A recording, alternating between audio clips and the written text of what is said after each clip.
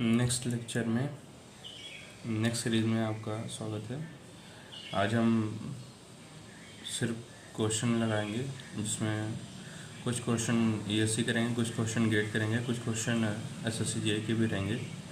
छोटे मोटे क्वेश्चन कुल मिला के मैंने 6-7 क्वेश्चन सेलेक्ट किए, जिसमें टफ से लेके थोड़ा नॉर्मल टाइप के भी हैं सवाल, जो अच्छे लेवल पे हैं, जो सवाल लगाने में सोचना पड़ता है कि किस टाइप का फॉर्मूला इस्तेमाल करें। उसमें मिक्स टाइप के सवाल हैं।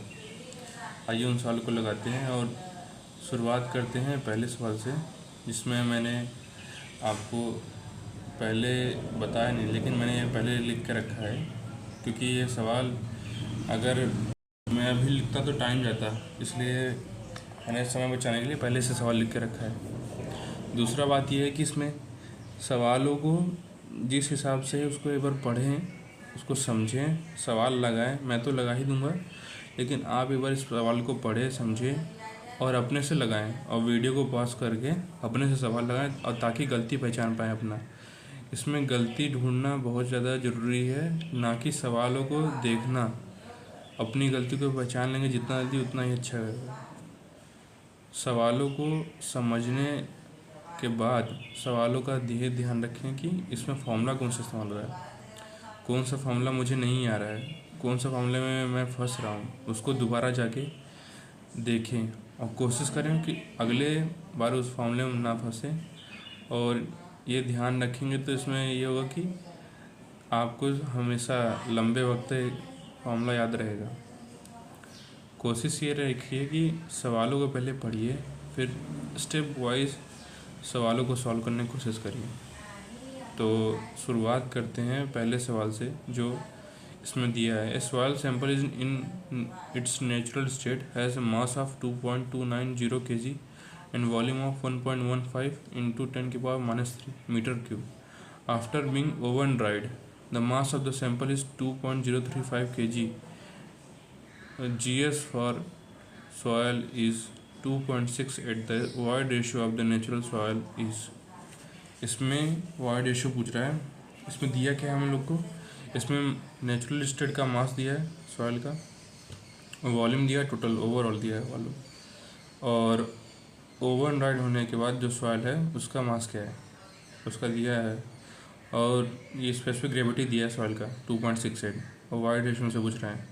तो हम क्या फार्मूला लगा सकते हैं, अब भी ध्यान दीजिए। एक फार्मूला आपके सामने मैं कर रहा हूँ रिप्रेजेंट। इसमें ये है कि जो दोनों में दिया है मास, नेचुरल स्टेट में और जो ओवन ड्राइड स्टेट में, तो इसमें टोटल ओवरऑल मास निकालना ही पड़ेगा कि भाई हमें कैलकुलेट करना है मास को। तो हमें ये टोटल पता होना चाहिए कि हमारे पास मास कितना है। अभी हमें पता नहीं है, अभी तो बस हमें दो स्टेट का मास दिया है, एक नेचुरल स्टेट का और एक ओवन ड्राइड स्टेट का, और वॉल्यूम भी हमें दिया है। तो चलिए लिखते हैं। मैंने थोड़ा सा लिख के रखा था पहले से ही, उसके बाद ऐसा कि आप लोग भी ध्यान देंगे। अब कोशिश करिए कि अब यहाँ से आप अपना सोचिए कि किस तरीके से मुझे लगाना है सवाल, और ध्यान दीजिए सवालों को एक बार खुद से पढ़िए। लगाएंगे आपका ही फ़ायदा होगा, मेरा तो फ़ायदा नहीं होगा, क्योंकि मुझे चीज़ें आती हैं, आपको नहीं आती। अगर आपको आनी होगा तो पहले आप कोशिश करिए सवाल लगाने की। चलिए ठीक है, अब सवाल को देखते हैं। उसमें मास ऑफ नेचुरल स्टेट का दिया था, वो मैंने लिख लिया। Mass of soil in dry state का दिया है, वो भी लिख लिया है। वॉल्यूम ऑफ नेचुरल स्टेट का दिया है खाली, उसमें मैंने ये भी लिखा। नेचुरल स्टेट मतलब ड्राई स्टेट में हो सकता है वॉल्यूम, और बिना ड्राई स्टेट में भी हो सकता है वॉल्यूम, इसलिए नेचुरल स्टेट दिया है वॉल्यूम का। तो फॉर्मूला जो है ये डेंसिटी है equal to mass upon volume, जो हम लोग हमेशा अक्सर पढ़ते हैं। तो चलिए एक फॉर्मूला मैं और लिखता हूँ, इसमें जो थोड़ा अच्छा है मैं दिखाता हूँ आपको फॉर्मूला लिख के। पहले डेंसिटी ऑफ ये मास अपॉन वॉल्यूम वाला जो फॉर्मूला ये लिख के दिखाता हूँ आपको। इसमें मैं डेंसिटी लूँगा किसका, ड्राई स्टेट का डेंसिटी। ड्राई स्टेट का डेंसिटी लेके अब मैं क्या करूँगा, ड्राई स्टेट का मुझे मास पता है 2.035 अपॉन वॉल्यूम है मुझे पता है ये 1.15 इंटू 10⁻³ अब इसमें निकालिए, आप सॉल्व करिए, देखिए कितना आता है। कैलकुलेटर में लीजिए, खोलिए, उसमें डालिए चीज़ें और उसको निकालिए कितना आता है। देखिए क्या आपको ये कैलकुलेटर चलाना आता है कि नहीं। कैलकुलेटर का भी कैलकुलेशन बहुत जल्दी होना चाहिए जरूरी, क्योंकि बाद में अगर नहीं होगा कैलकुलेशन उतना अच्छा तो फंस जाएंगे आप लोग मेन एग्ज़ाम में, गेट के एग्ज़ाम में फंस जाएंगे। कैलकुलेशन होना बहुत ज़्यादा पावरफुल होता है। तो कैलकुलेट करके मैंने ये निकाला है 1.76। आपका भी इतना ही आना चाहिए। उसके बाद ये ड्राई स्टेट का डेंसिटी निकल गया। अब ये देखिए पहला ऑप्शन था, अब उसका दूसरा देखिए। अब जो दूसरा है ये है, इसमें निकालेंगे एक ड्राई स्टेट का ही फॉर्मूला है जो जिसमें लिखा रहता है कि गामा डी या रो डी दोनों लिख सकते हैं, ठीक है। जी गामा डब्लू अपॉन 1+E, ठीक है। हम लोग ने क्या पढ़ा है, gamma D equal to G gamma W, अरे यार गामा डब्लू इधर होगा, जी गामा डब्लू अपॉन 1+E, ये वाला फॉर्मूला पढ़ा था, ठीक है। उसमें गामा डी की जगह बस मैंने ये डेंसिटी का ये रो का इस्तेमाल कर लिया, ठीक है। अब गामा डी का मैंने निकाल लिया 1.76 इक्वल टू जी का 2.68 इंटू गामा डब्लू का अक्सर ही होता है ये गामा कह रहा हूँ रो डब्लू का जो है इसको कहते हैं डेंसिटी ऑफ वाटर। हमेशा ही होगा, कभी बदलता नहीं, कभी भी नहीं बदलेगा, कभी भी नहीं बदलेगा, कभी भी नहीं, कभी भी नहीं, कभी भी नहीं, कभी भी नहीं, नेवर। ये बदलता ही नहीं, ये हमेशा ही से। अब यहाँ से हम ये निकालेंगे तो सॉल्व करते हैं, ये निकालते हैं, ई का इसमें रखते हैं और ई को निकालते हैं, ई का। चलिए आप 2 मिनट वीडियो पॉज कर लीजिए और देखिए इसमें ई पर रखने पर कितना आएगा, ठीक है। अब मैं भी कैलकुलेटर इस्तेमाल करके निकाल के देखता हूँ कि कितना आएगा। चलिए मेरे साथ निकालिए आप लोग, ये करिए इधर तो अच्छा लगेगा आपको। 1.76 है, अगर मैं इसको 100 करता हूँ तो ये 2.68, ये हो गया। एक मिनट, ये इधर आएगा 1+, ये इधर आ जाएगा, ये 1.68 इधर आएगा, 2.68 minus 1.760 minus 1.760 0.533।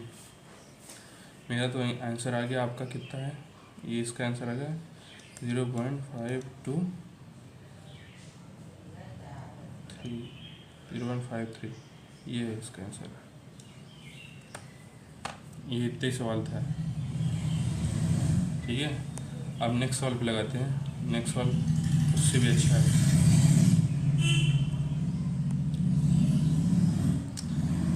In a natural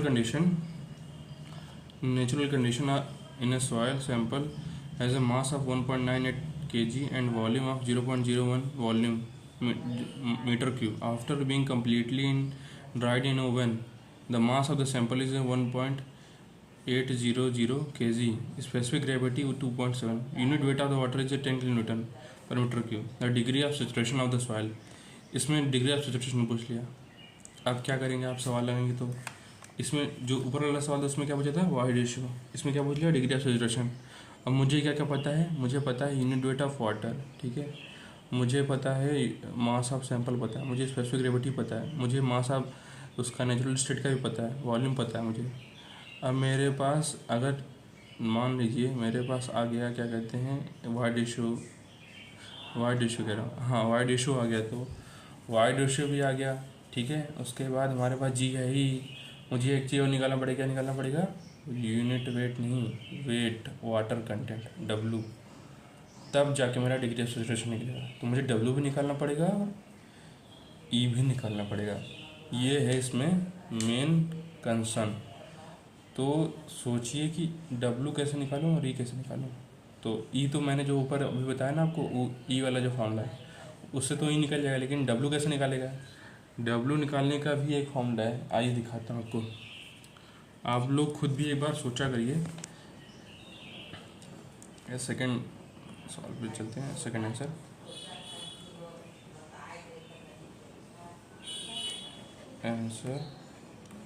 second.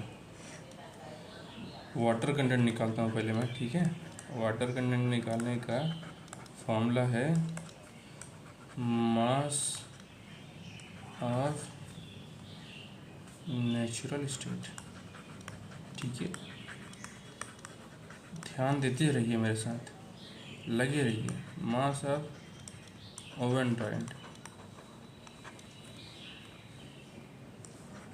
ओवनराइड upon, अरे यार ये ना लाइन मेरे से नहीं सीधी बनती है, बड़ी समस्या है इसमें। अब नीचे है मास ऑफ ओवनराइड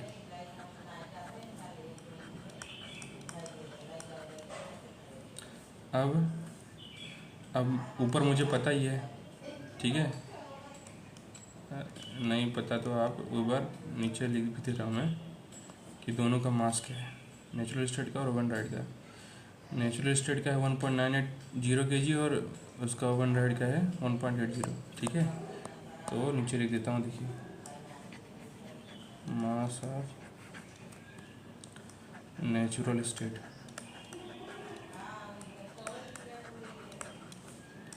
1.980 kg और मास ऑफ ओवनराइड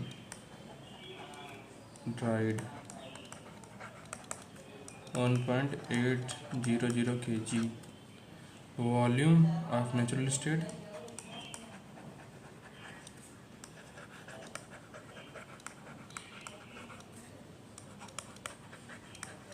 0.001 मीटर क्यूब, ठीक है। अब चलिए लिखिए, ये वाटर कंटेंट निकालना है, ठीक है। तो 1.980 W इक्वल टू -1.800 अपॉन 1.800, ठीक है। इसे देखिए कितना आ गया, कैलकुलेटर से कैलकुलेट करिए। 1.980 माइनस 1.800 अपॉन इसको 1.800, 0.1 आएगा W। वाटर कंटेंट पता लिया। अब मुझे पता करना है क्या, अब पता करना है मुझे वाइड रेशियो। तो वाइड रेशियो पता करने के लिए gamma dry equal to mass upon volume. Mass उसका ओवनराइड का, तो मास ओवनराइड कितना है 1.800 अपॉन वॉल्यूम कितना है 0.001, ठीक है। ये हो गया ओवनराइड का 1.800 अपॉन 0.001, ठीक है। इसका होगा 1800 आ गया इसका, ठीक है। इसका 1800 आएगा। अब रो डी का फॉर्मूला जो ऊपर मैंने लगाया था, rho D equal to G rho gamma W, G rho W upon 1 plus E. इससे निकालेंगे तो 1800 इक्वल टू जी होगा 2 पॉइंट कितना है 8 है क्या, 68 है क्या यार, ऊपर जी है 2.7 है, ठीक है।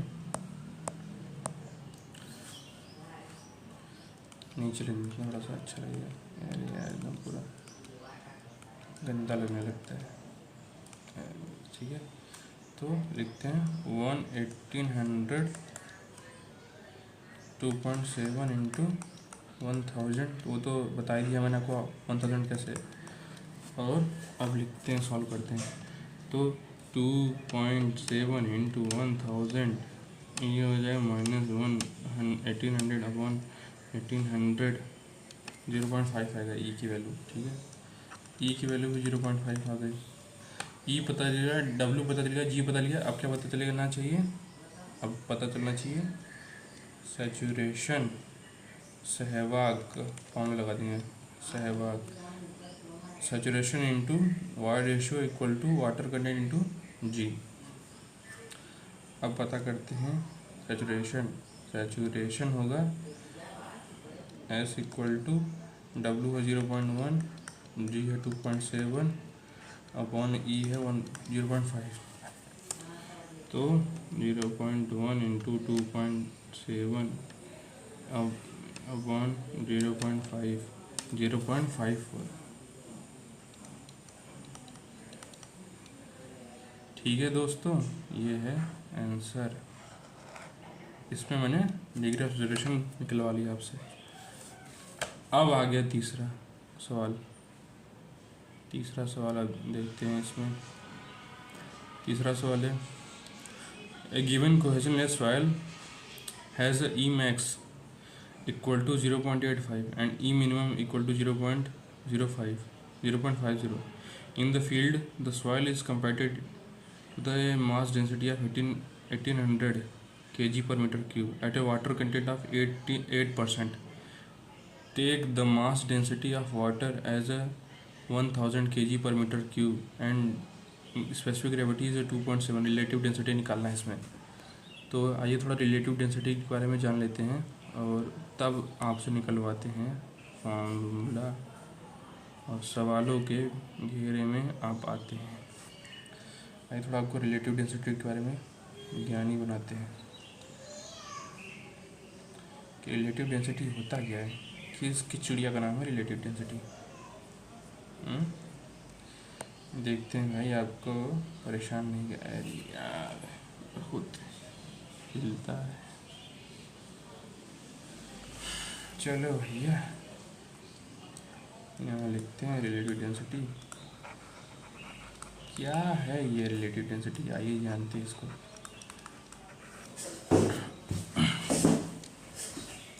रिलेटिव डेंसिटी का जो फॉर्मूला है पहले वो लिख देता हूँ, फिर आपको E max minus E natural upon E max minus E minimum. Okay, E max क्या है, E मिनिमम क्या है और E नेचुरल क्या है, ये जान लेते हैं थोड़ा सा। और रिलेटिव डेंसिटी क्या है? रिलेटिव डेंसिटी वो डेंसिटी है जो सॉइल में होती है।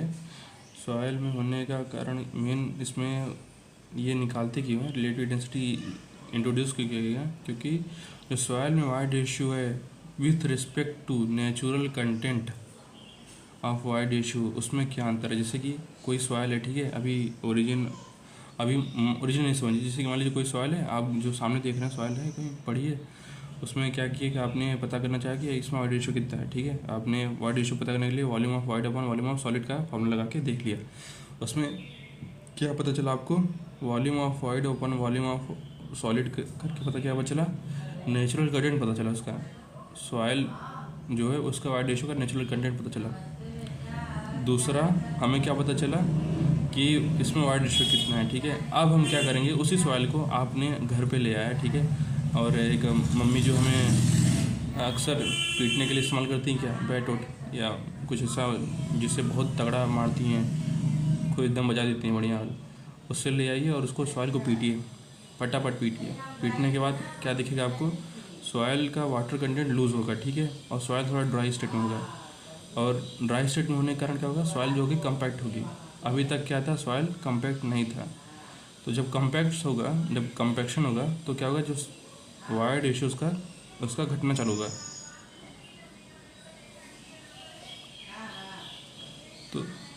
तो जो घटना चालू होगा तो उसमें क्या होगा कि अब वाइड रेशियो घट रहा है, तो घटने का क्या होगा इसमें पर्पस, इसमें होगा घटने का मैक्सिमम जब सबसे डेंसेस्ट स्टेट में आ जाएगा, जब सॉइल पूरा घट चुका होगा। जब सॉइल कम घटा होगा तो उसको मिनिमम, और जब सॉइल बिल्कुल नेचुरल स्टेट में, मतलब अभी कुछ इसमें वाइड रेशियो घटा ही नहीं है, तब उसको नेचुरल कहेंगे।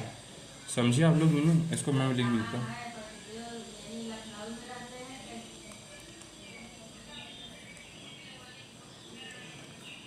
डेंस स्टेट ऑफ सॉइल, ये लूज स्टेट है।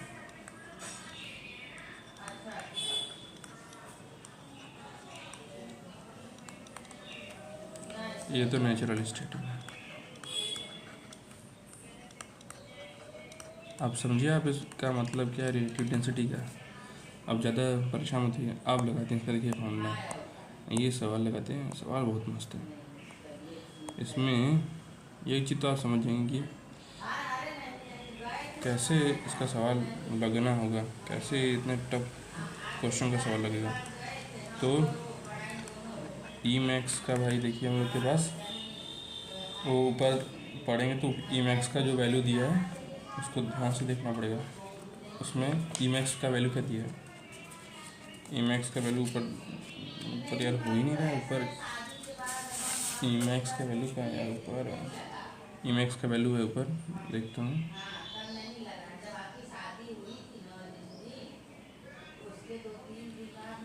ई मैक्स वैल्यू है 0.85 और ई मिनिमम की क्या वैल्यू है, वो है 0.50।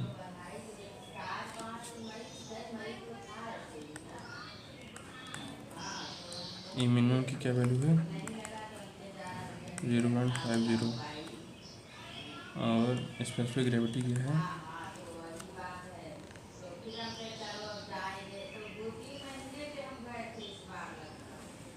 ये स्पेसिफिक ग्रेविटी की वैल्यू क्या है 2.7 है। वाटर कंटेंट क्या है 8% है, वाटर कंटेंट है 8%, स्पेसिफिक ग्रेविटी है 2.7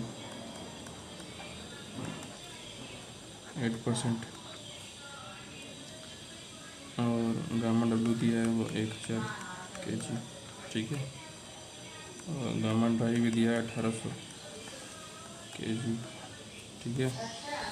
अब ई निकालना है तो ई हमें इनिशियल स्टेट निकालना पड़ेगा। तो इनिशियल स्टेट निकालने के लिए क्या करेंगे, gamma dry equal to G gamma W upon 1 plus W upon 1 plus E, ठीक है। और 1800 इक्वल टू जी है 2.7 इंटू गामा डब्लू है 1000 इंटू 0.08%, ठीक है दोस्तों।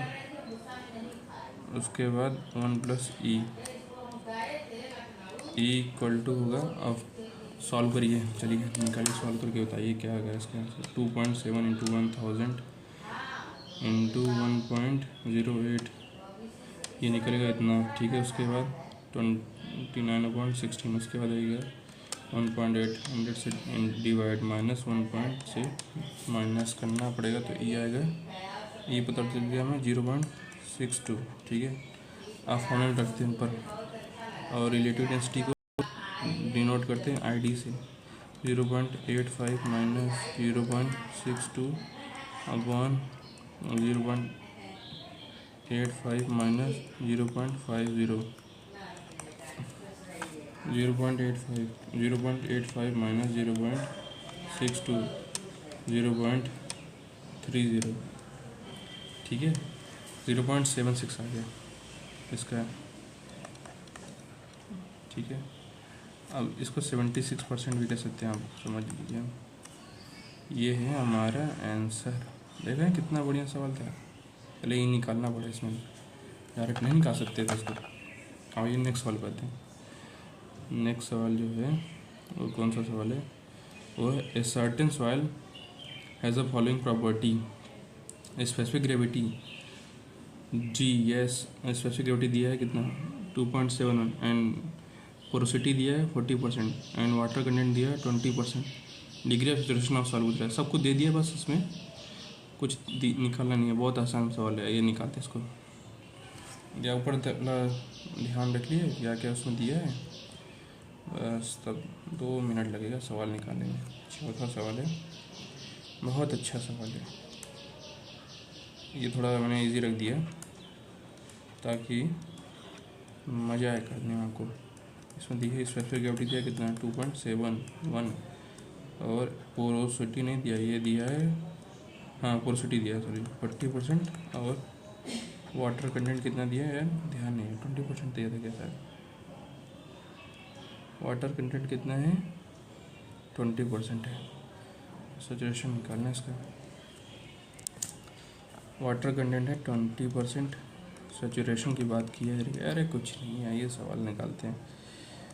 तो ई के निकालेंगे तो ईटा अपॉन 1 माइनस ईटा, ये मैंने बताया था रिलेशनशिप पोरोसिटी और वायर रेशो के बीच में रिलेशनशिप।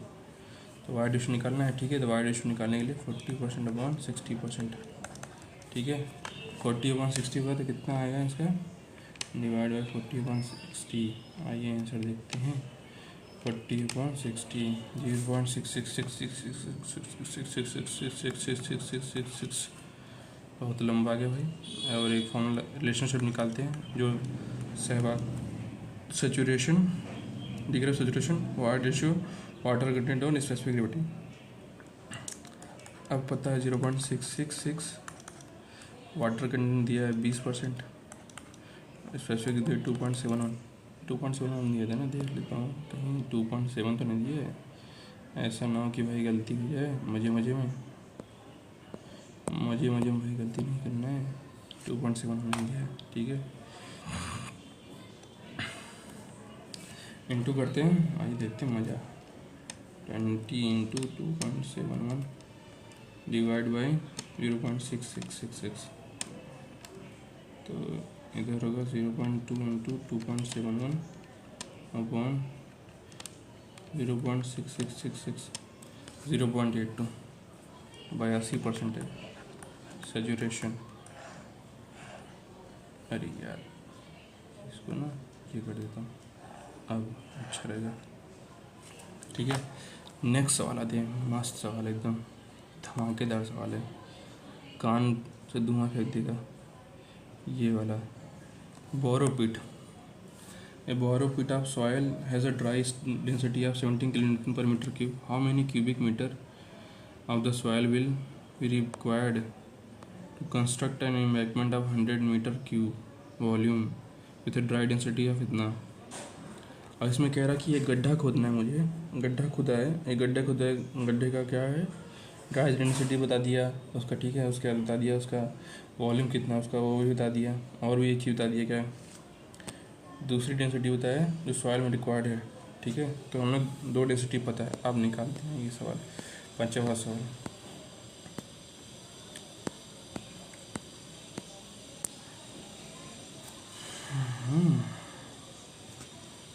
ठीक है भाई, आइए आंसर 5वां।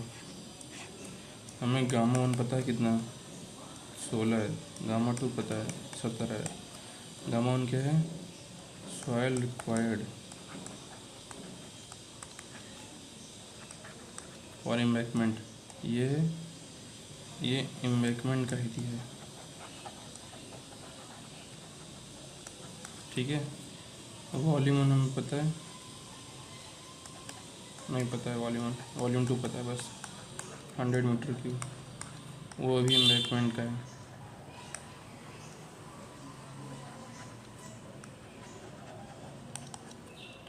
अब गामा 1 अपॉन गामा 2 करेंगे, उसका इंटू कर देंगे V2 अपॉन V1 से, नहीं V2 अपॉन V1 से, जैसे ये V1 इधर नहीं रहेगा, V1 इधर रहेगा।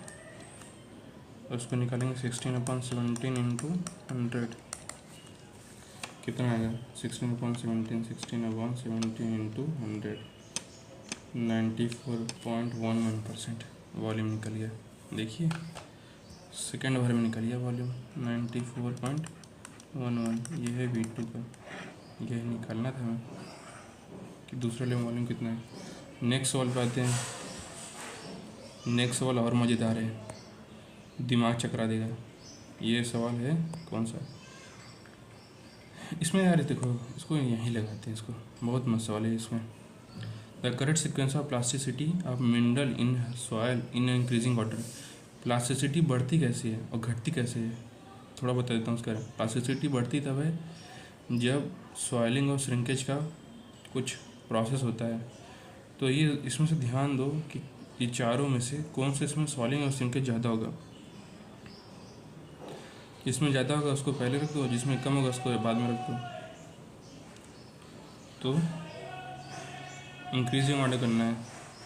माउंट मोरेलाइट में हाई स्वेलिंग और श्रिंकेज ज़्यादा होता है, इसमें हाई प्लास्टिसिटी ज़्यादा होगा। सिलिका में थोड़ा कम होता है।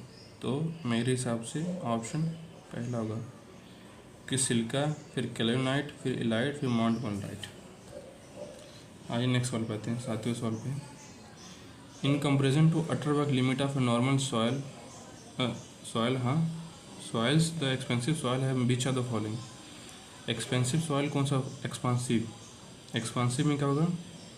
Less shrinkage, less plastic limit, वो मोर वॉल्यूमेट्रिक श्रिंकेज या मोर लिक्विड लिमिट।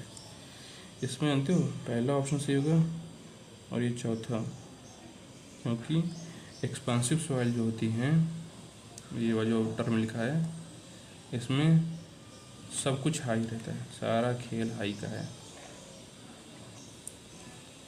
वॉल्यूमेट्रिक श्रिंकेज भी ज़्यादा होगा और लिक्विड लिमिट भी खूब ज़्यादा होगी, समझे भैया। लेस प्लास्टिक लिमिट की तो बात ही नहीं हो सकती भैया, ये हाई प्लास्टिसिटी सबसे हाई ज़्यादा है। माउंट मोलाइट अभी ऊपर आपने पढ़ा ही ना। अब ये देखिए नीचे सवाल, 8वां सवाल, सबसे लास्ट सवाल सबसे मज़ेदार है। ये ईएससी का सवाल है। इसमें क्या सवाल है? A saturated specimen of a clay was immersed in mercury and displace volume was 21.8 cc cubic centimeter. The weight of the sample was 32.2 gram. After oven drying from 48 hours, weight reduced to 20.2 gram, while volume come down to 11.66 cc. The shrinkage limit निकालने के लिए बोल रहे हैं, और इसमें दोनों volume दिए हैं और ये भी दिया है, वेट भी दिया है। तो ये हुआ सवाल ना मज़ेदार। आइए दिखाते हैं आपको सवाल लगाते कैसे इसको। बवंडर टाइप का सवाल है और इसको लगाना बहुत आसान नहीं है। ये सवाल है ईएससी का सवाल भले दिया है, लेकिन ये 2 मिनट का सवाल नहीं है। ये इसमें लगता है समय। अगर आप समय देंगे तो ये सवाल आपको 2 मिनट में लग जाएगा, 2 मिनट से भी कम लग जाएगा। अगर आपको आता है तब तो आप घुसिए, अगर नहीं आता है भाई तो प्रणाम करिए और निकल जाइए। आइए 8वां सवाल लगाते हैं।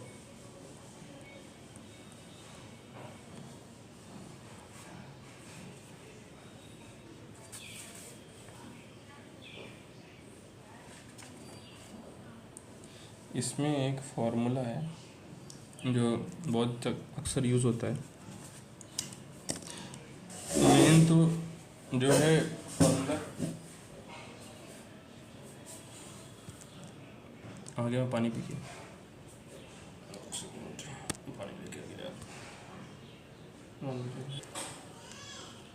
इसमें जो फॉर्मूला लगेगा वो श्रिंकेज लिमिट का फॉर्मूला होता है। मैं लिखता हूँ आपको आंसर 8।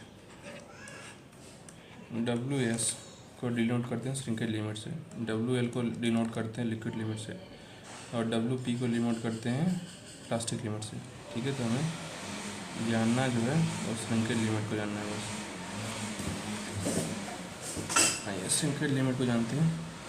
श्रिंकेज लिमिट का जो फॉर्मूला है मेन वो है W1 माइनस WD माइनस अपन WD displace minus volume 1 minus volume D upon volume D, ठीक है, इंटू गामा W। अब W1 की वैल्यू दी थी ऊपर, वो दिया था 32.2 ग्राम, ठीक है। WD की वैल्यू दिए था 20.2 ग्राम। V1 भी दिया था कितना, 21.8। V2 कितना दिया था, 11.6 दिया था, 2 नहीं दिया था। तो लिखते हैं, फॉर्मूला पुट करते हैं, फटाफट निकालते हैं आंसर। 32.2 ग्राम माइनस 20.2 अपॉन 20.2 ख़त्म, माइनस करिए 21.8 माइनस 11.6 अपॉन 11.6, ठीक है। अब निकालते हैं, इसको सॉल्व करते हैं। 32.2 माइनस 20.2 इक्वल टू 20.2 डिवाइड करके 0.594 है, ठीक है। माइनस इसका मैं लिख देता हूँ 0.594 माइनस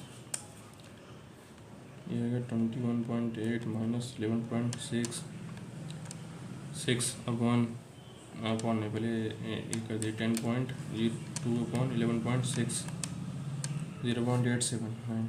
अरे भाई तो खतरनाक है। इसको ये हटा, इसे अच्छे से हटा दो। 0.879 माइनस करते हैं भाई। 87 माइनस 0.594, 0.285।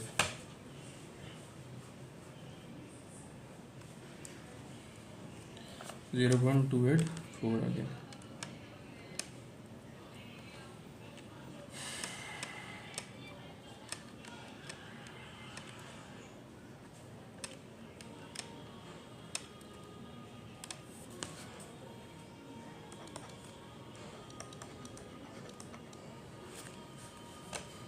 ये तो हमने निकाल लिया है, ठीक है।